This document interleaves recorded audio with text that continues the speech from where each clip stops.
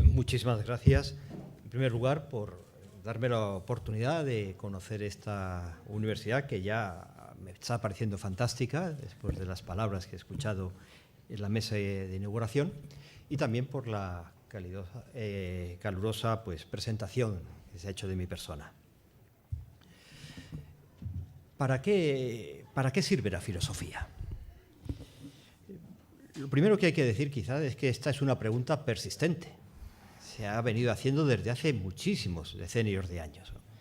Cuando yo empecé, hace ya bastantes años, la carrera de filosofía, la gente me lo decía, bueno, pero ¿para qué sirve, no? Y la pregunta tenía mucha historia. Lo segundo que cabe decir es que es una pregunta que se hace reiteradamente sobre la filosofía, a veces sobre alguna otra actividad humana, pero que no es habitual en otras muchas disciplinas científicas o académicas o en otras muchas actividades que llevamos a cabo. Yo no he escuchado jamás para qué sirve la medicina o el derecho, ¿verdad?, o la economía, o ni siquiera para qué sirve la música. Cuando ocurren estas dos cosas juntas, es decir, que es una pregunta que se hace respecto de un tema muy concreto y que se mantiene sin una contestación, porque la pregunta sigue vigente, quizá el modo más acertado de enfrentarse a ella sea, en vez de lanzarse inmediatamente a encontrar una respuesta, es reflexionar sobre el sentido de la pregunta. Porque puede ocurrir perfectamente que la pregunta esté mal planteada. Quizá sea un error metodológico. Sin embargo, por inexperiencia probablemente, cuando me preguntaba a la gente para qué sirve aquello que estudias o para qué sirve aquello que estás enseñando, cuando empecé a dar clases, pues yo solía repetir, y lo hacía con una satisfacción de la que ahora me abochorno, solía repetir que la filosofía no sirve para nada.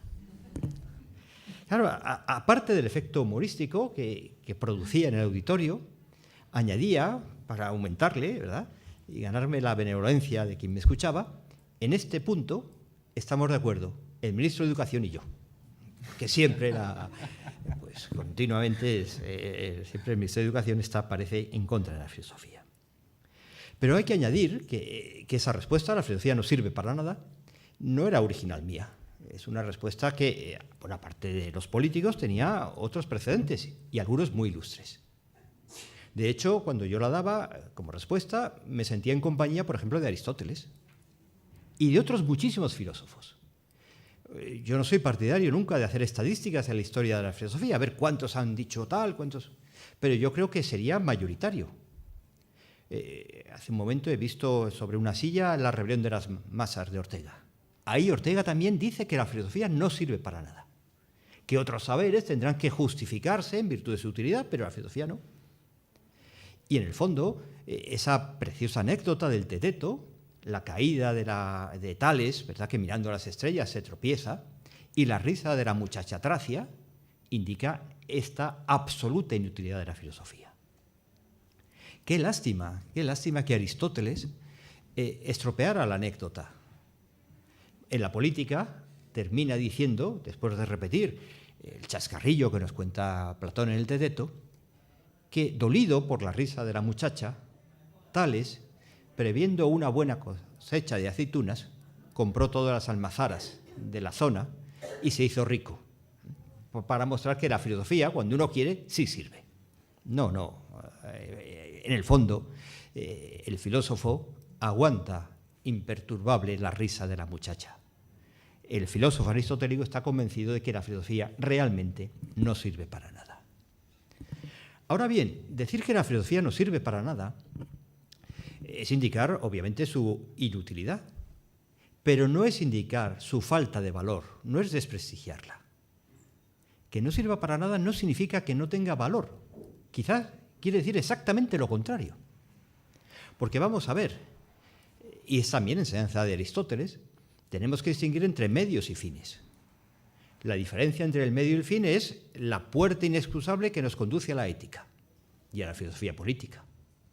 Medio, lo saben perfectamente todos ustedes, es aquellas cosas que tienen valor, que son apetecibles, pero su valor es derivado, prestado.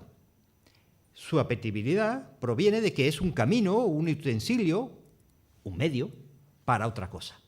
Solo en la medida en que me conduce a otra cosa y solo en la medida en que esa otra cosa es valiosa, el medio me resulta valioso. Mientras que el fin es justamente aquello que tiene un valor intrínseco, que vale por sí mismo.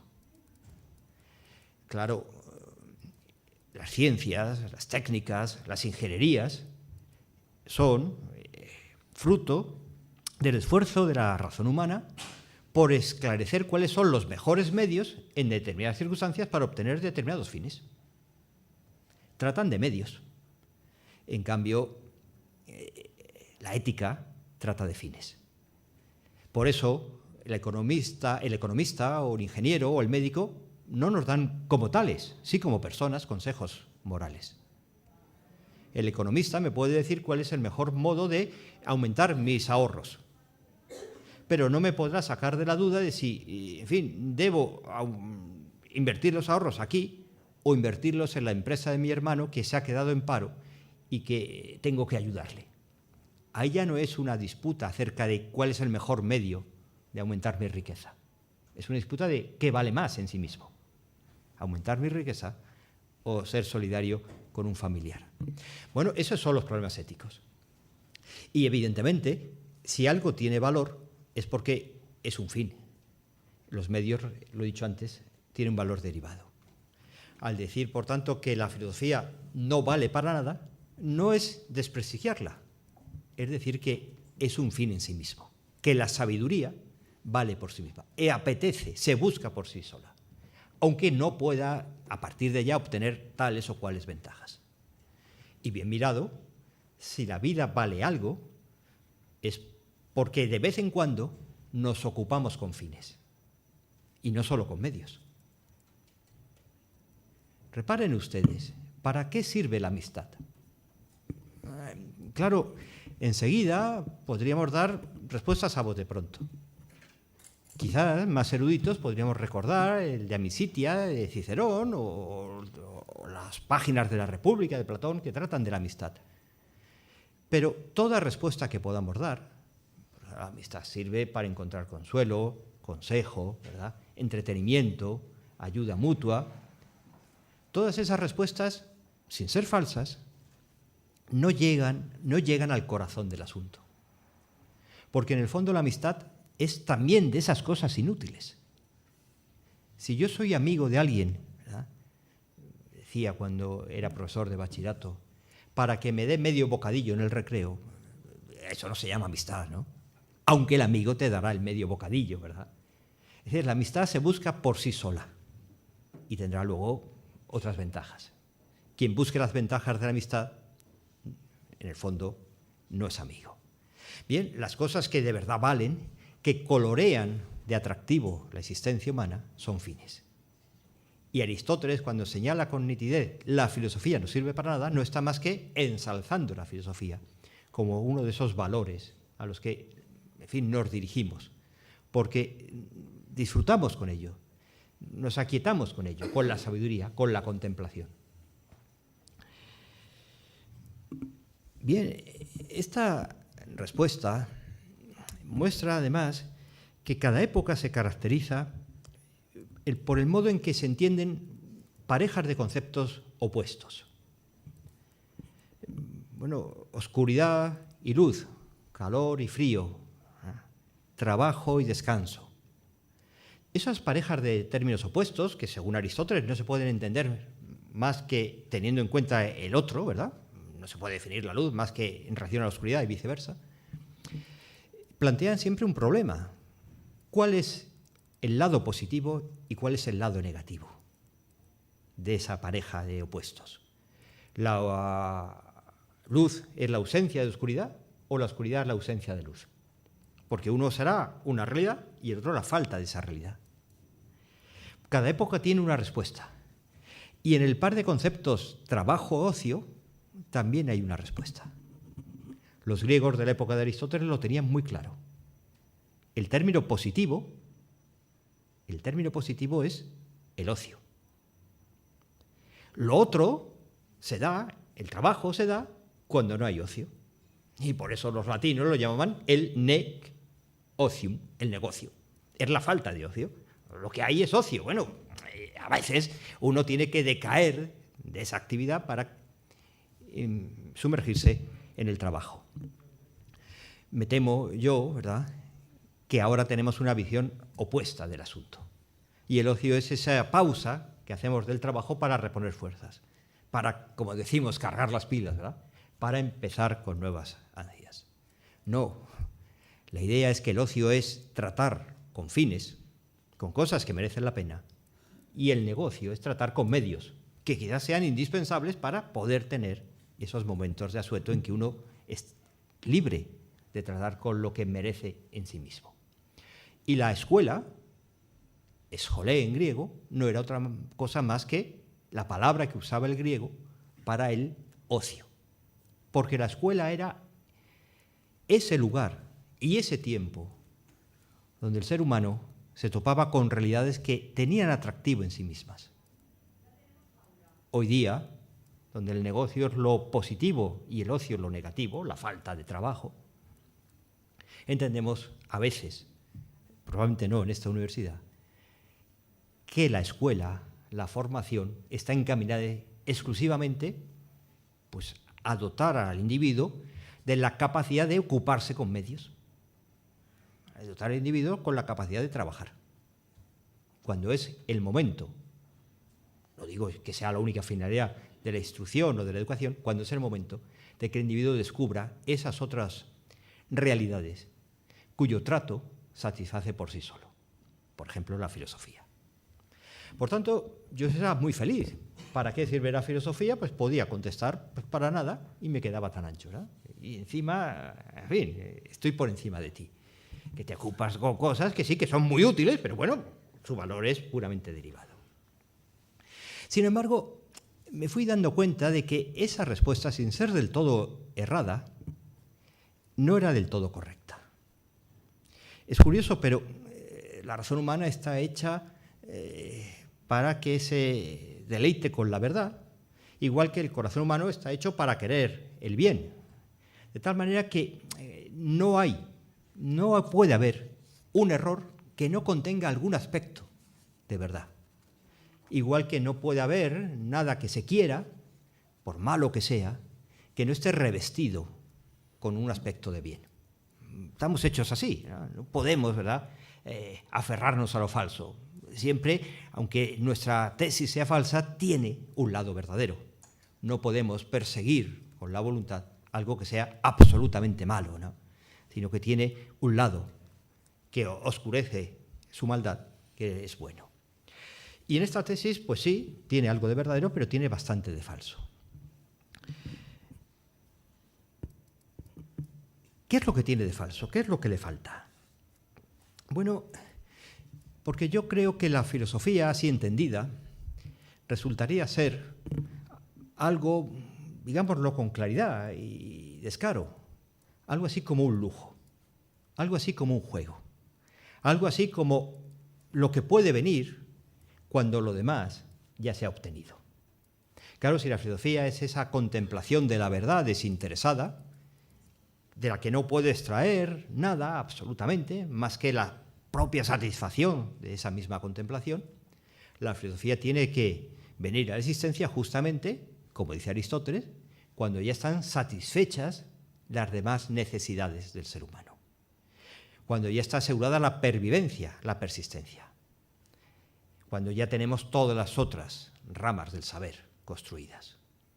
Y de la misma manera que la familia era indispensable para la vida, y la aldea o la tribu eran necesarias para que esa vida no fuera precaria por el intercambio de bienes, ¿verdad?, la ciudad, que era el complemento total, ahí permitía desarrollar esas otras actividades. Pero esto implicaría que la filosofía es algo para unos pocos, que la filosofía sería para una élite. Y si yo estoy convencido de algo ahora, es que la filosofía es para todos. Por eso no me termina de convencer que la única respuesta que demos es que la filosofía es la suma inutilidad, mostrando ahí que es el sumo valor. Martha Nussbaum, ustedes la conocen probablemente, es profesora de filosofía en una universidad de Derecho, Harvard. Ella pudo ser profesora en esa minúscula facultad de filosofía que hay en Harvard, pero prefirió dar clase en la facultad de Derecho. Esas clases, digamos, de complemento, ¿verdad?, filosófico a futuros juristas. Y también da clases de filosofía en facultades de económicas. Pues ella ha emprendido desde hace varios años una empresa valerosa para defender la presencia de la filosofía justamente no en lugares hiperespecializados. Ella no propugna que Estados Unidos se abran multitud de nuevas escuelas o facultades filosóficas.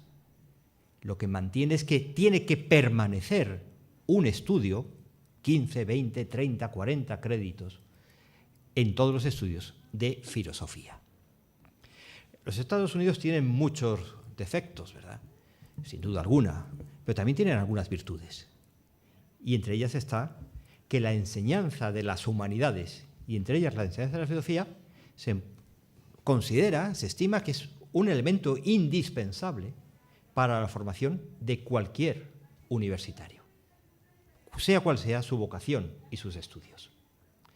Bueno, también entre los defectos que tienen los Estados Unidos está una cierta imitación de Europa. Y esa defensa de la enseñanza de las humanidades en la enseñanza superior ha sido atacada por muchos bandos, por muchos lugares, desde muchos extremos. Martha Nussbaum ha emprendido, junto a otros muchos, una defensa de supervivencia. Por tanto, ella no propugna introducir la filosofía en la formación universitaria de los Estados Unidos, sino que defiende que permanezca frente a aquellos que propugnan su retroceso. ¿Y por qué? ¿Por qué le parece a Martha Nussbaum y a otros muchos que es importante que haya filosofía en esos ámbitos? Bueno, lo que ella señala es que la filosofía, claro que sirve para algo, y que su utilidad es formar individuos, seres humanos plenos. Formar, digamos, auténticos seres humanos. Esto tampoco es nuevo. Y el rector de esta universidad, en sus palabras de inauguración, me recordaba una vieja anécdota griega, porque un cínico, ante la pregunta de ¿para qué sirve la filosofía?, que se le hicieron, respondió: para no ser una piedra sobre una piedra en el teatro. La filosofía sirve para que te conviertas en algo que no sea de naturaleza pétrea cuando contemplas ese espectáculo que es la vida humana, la tragedia en el ágora. Ser algo más, ser un ser vivo, vivo en el sentido biográfico, con sentimientos, y un ser inteligente. ¿De qué modo la filosofía puede contribuir a formar este tipo de individuos plenos? ¿De qué manera? Pues bien, son tres las funciones que para Martha Nussbaum desempeña la filosofía en este terreno. En primer lugar, Nussbaum considera que la filosofía está inseparablemente unida al método socrático.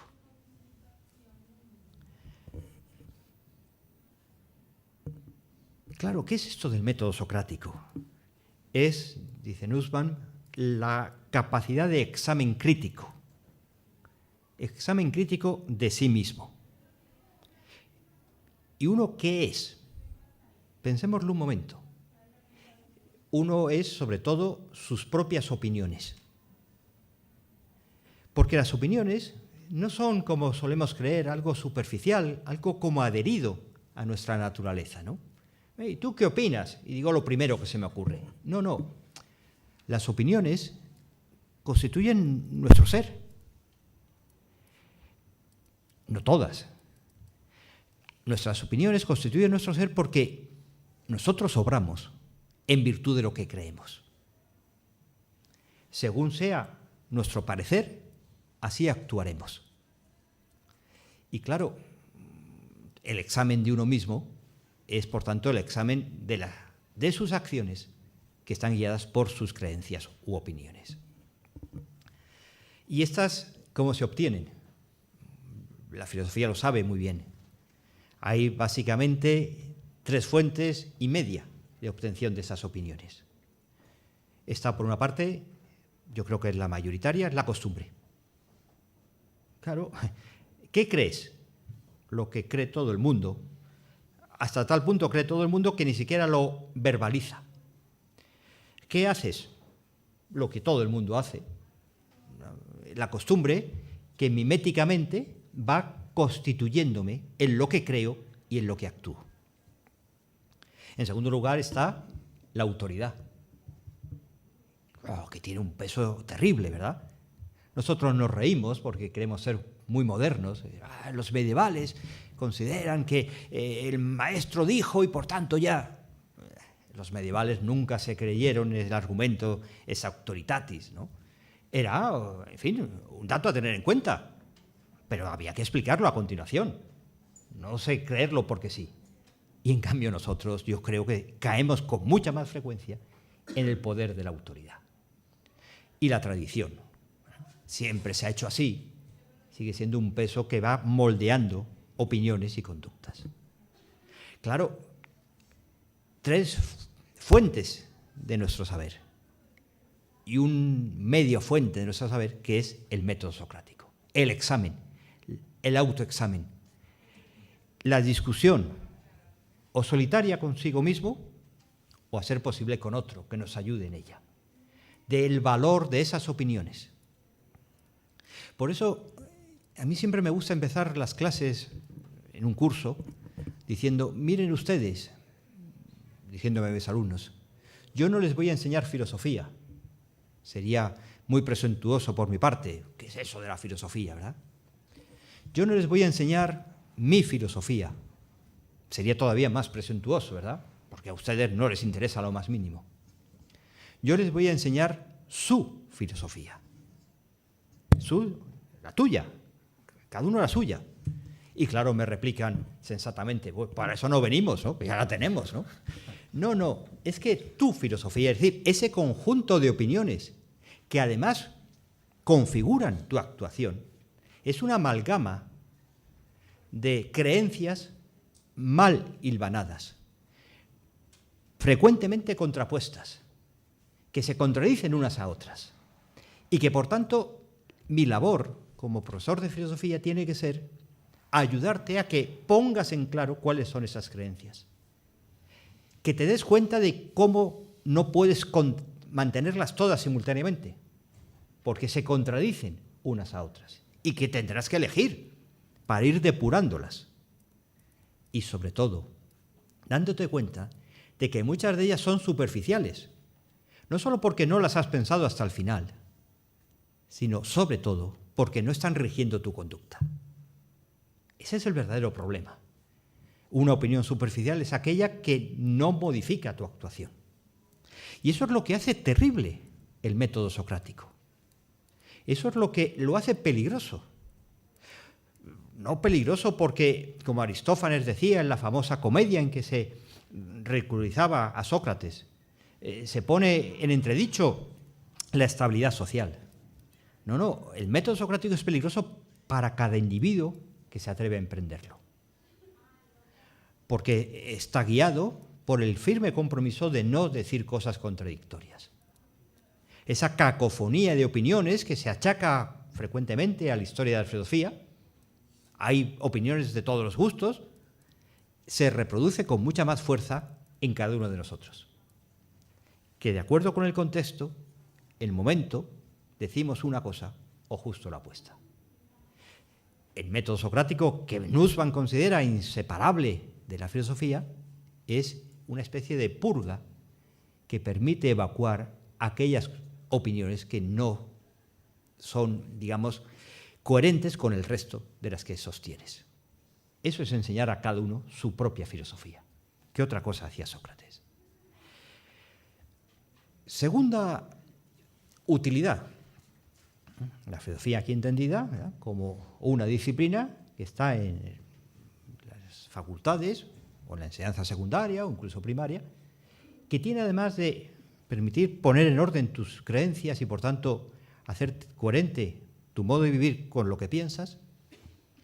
La segunda, digamos, utilidad consiste en una especie de aumento de la capacidad de ponerse en el lugar del otro,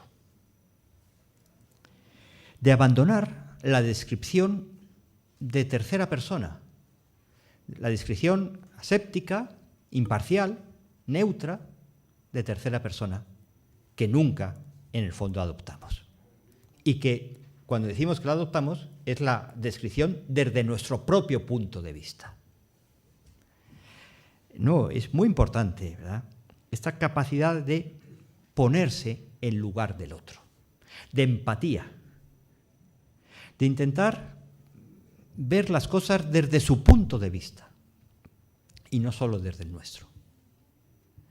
Porque si no, jamás comprenderemos nada, más que esa mínima porción del universo que soy yo y los que son muy semejantes a mí. Cómo viven personas de otras culturas, de otro sexo, de otra edad, de otra formación. Cómo vive la persona enferma, la persona sana, el que tiene éxito, el que ha fracasado. Ponerse en el lugar del otro. Eso es muy difícil. Para ello, Nussbaum aconseja siempre lo que ella llama la imaginación narrativa. Para ello, los seres humanos hemos inventado el teatro y la literatura, y en general la narración. Porque la narración es justamente el permitirte ver el mundo desde otra óptica. Julián Marías decía que todos los hombres somos antropófagos, que vivimos de las vidas ajenas. Evidentemente, Julián Marías no sostenía, ¿verdad?, una suerte de canibalismo. Lo que él sugería es que para vivir tenemos que conocer cómo viven otros.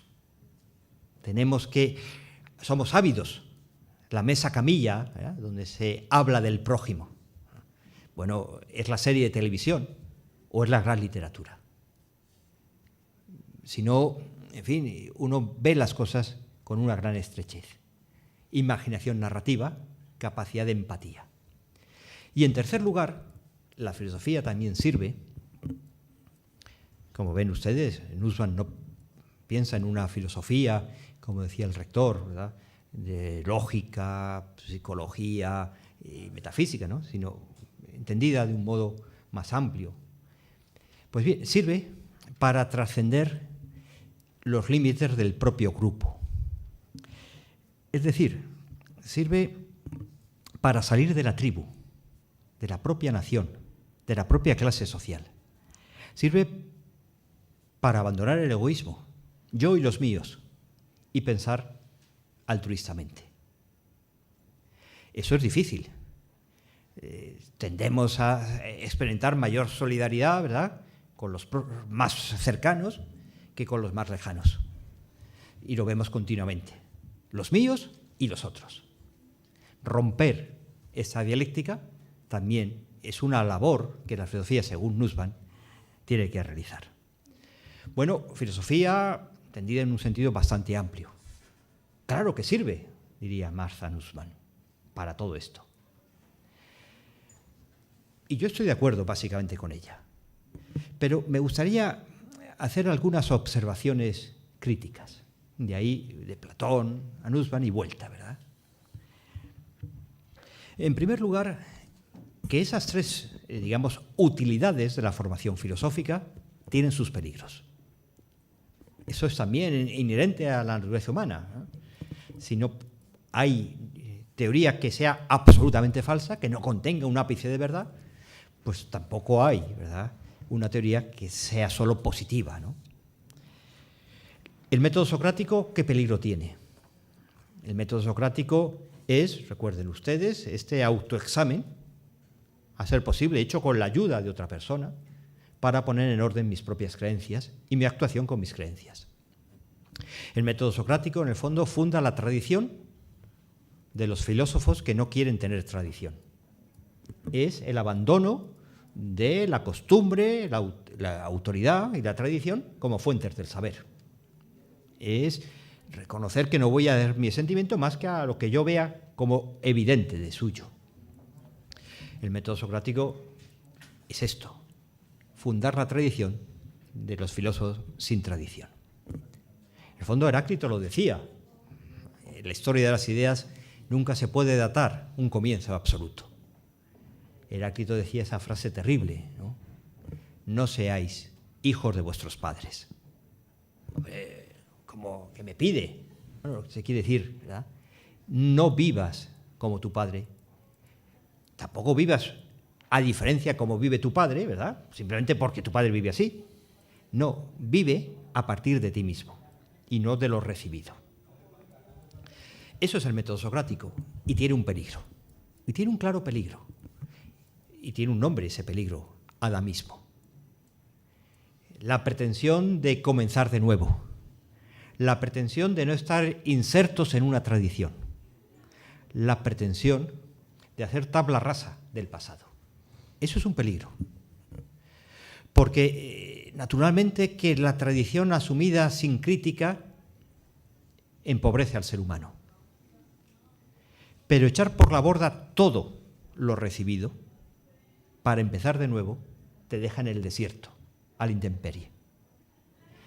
Hay que hacer, a mi modo de ver, una mezcla, dosificación precisa entre lo que recibimos y la crítica de lo que recibimos. No por temor a la originalidad, no por temor a lanzarme a mis propias fuerzas, sino porque si lo pensamos bien, si lo pensamos socráticamente, ¿qué tenemos que no hayamos recibido? Y mi agradecimiento a lo recibido, que a mi modo de ver es todo, implica asumir lo que he recibido críticamente, para poderlo aportar a otros después, perfeccionado. Por tanto, sí, método socrático, pero método socrático basado en una discusión de lo recibido. En el fondo así era Sócrates, si lo miramos bien. Sócrates no era una especie de Descartes, no era un Husserl, que decían explícitamente, voy a poner aparte todo lo que me han enseñado. No, él buscaba las respuestas tradicionales para someterlas a su examen. Por tanto, no era un partir de un cero. No es una reflexión que tiene que reconstruir todo el pensamiento desde la nada o desde el yo. La segunda utilidad de la filosofía también tiene su peligro. Esa imaginación narrativa que me permitía ponerme en el lugar del otro, ¿verdad? Ver las cosas desde su punto de vista, lleva, miren ustedes, con frecuencia, no necesariamente, tampoco el método socrático tiene que caer en el adamismo, pero puede inducir al error que yo llamo rusoniano. Equivocado. Rusoniano parece indicar que es el error que cometió Rousseau, no, quiero decir el error que denunció Rousseau. Porque en las confesiones explica que él ha conocido multitud de personas que se sienten solidarias, que se estremecen con el dolor de los otros, ¿verdad? Que lloran con el padecimiento de otros, pero que esa solidaridad es inversamente proporcional a la cercanía de ese otro.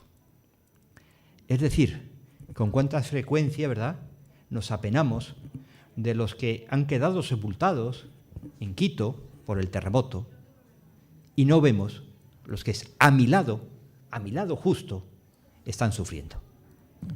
No es que, en fin, tengamos que sentir pena en proporción a la cercanía, pero los más cercanos son los que más podemos ayudar. Y cuando nuestro corazón se pone, Juanmos, sufro por...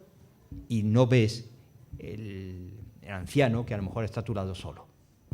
Bien, esa imaginación narrativa, no digo que conduzca necesariamente, pero buscando siempre la empatía con el más lejano, en el tiempo, en la geografía, en las circunstancias personales, puede inducirnos a este error.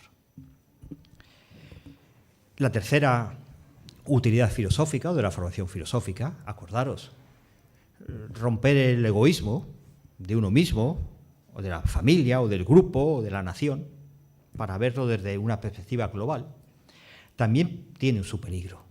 Un peligro que en el fondo sigue siendo similar a los otros. Es el desarraigo. Simone Weil, en un precioso libro, habla de los peligros del desarraigo. Ella, que defendió mucho la causa obrera, que intentó mejorar la condición de los obreros, en la primera mitad del siglo XX, los obreros industriales franceses, se da cuenta que los estragos en la clase obrera no provenían solo de la pobreza material, sino que las condiciones laborales les habían desarraigado de su medio cultural y social, llevando a los campesinos a las grandes urbes. ¿Por qué? El desarraigo es terrible. De nuevo, tenemos que darnos cuenta de que esa pretensión cartesiana de reconstruir el universo a partir de la propia conciencia es inviable, por invivible. Y si tengo que utilizar el método socrático dentro de la propia tradición, tengo que vivir, sí, siendo consciente de que todos los hombres somos iguales, que como decía Diógenes el cínico, ¿verdad?, somos cosmopolités, ciudadanos del mundo. Naturalmente, ¿verdad?, como los estoicos nos enseñaban, sal al camino y encontrarás en cualquier otro un semejante a ti. Todo eso es verdad. Pero como decía Maistre, el gran contrarrevolucionario francés en el exilio, y frente a los revolucionarios, yo jamás me he topado con el ser humano. Nunca he conocido al hombre. Conozco a multitud de franceses, bastantes rusos, algunos alemanes, 3 o 4 españoles y media docena de italianos. Pero el hombre, ese nunca lo he encontrado. Y es que necesariamente tenemos que pensar desde nuestras circunstancias. Es inevitable. Tenemos que tener en cuenta que no son las únicas y que nuestra forma de ser no es el único modo, ni tampoco el mejor modo de ser un ser humano. Pero tenemos que pensar desde nuestro lenguaje, desde nuestras costumbres, desde nuestras creencias ancestrales, porque no podemos vivir en el aire. Pero, bueno, son peligros, pero no peligros que sean inevitables. Hagamos una enseñanza filosófica propugnando el método socrático, propugnando la imaginación narrativa que aumente las perspectivas. Propongamos un altruismo, ¿verdad?, que escape a los límites estrechos de yo, mi grupo, mi país, sin caer en estos peligros. Queda un último punto que yo quisiera comentar con ustedes. Todo esto a mí me parece básicamente correcto, ¿verdad? La filosofía tiene estas finalidades, que es convertirme en un ser humano pleno. Pero hay una pregunta que no he encontrado respuesta en Nussbaum. ¿Cuál es la fuerza suficiente que me haga iniciar el camino, que no se antoja sencillo, de la filosofía y que me conduce a ser un ser humano pleno? ¿Qué resorte me saca de la cotidianidad, de la molicie? Porque, claro, no es sencillo. Esta empresa que se ha dibujado en 10 minutos se presenta como muy ardua. ¿Qué fuerza me puede poner en movimiento? Yo no he encontrado en Nussbaum respuesta. Probablemente porque ella considera que el fin es por sí solo atractivo. Yo soy más pesimista. Yo creo que vivimos tan embebidos en el día a día, tan pendientes de pequeñeces, tan atareados en medios, tan rodeados de negocios en el sentido clásico, que es muy difícil despertar el interés por estas cuestiones. Necesitamos un verdadero choque para ello. Y aquí yo me voy a arriesgar a dar una opinión personal.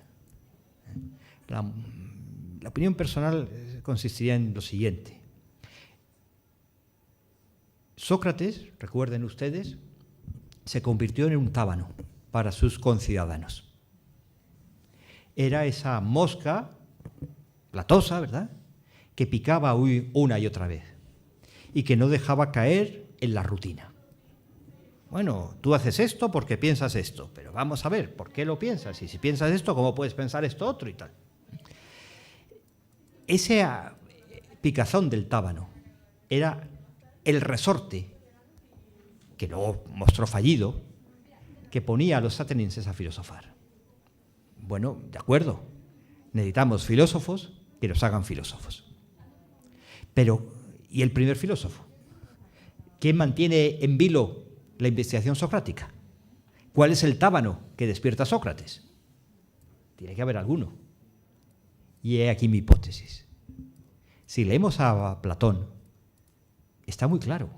Bueno, muy claro, quizás esto es un eufemismo para ganarme vuestro asentimiento, ¿no? No está tan claro, pero yo creo que se puede probar que lo que mueve a Sócrates es un mandato divino. Bueno, es el oráculo de Delfos, es esa voz que oye, ¿no? Él lo confiesa en la Apología.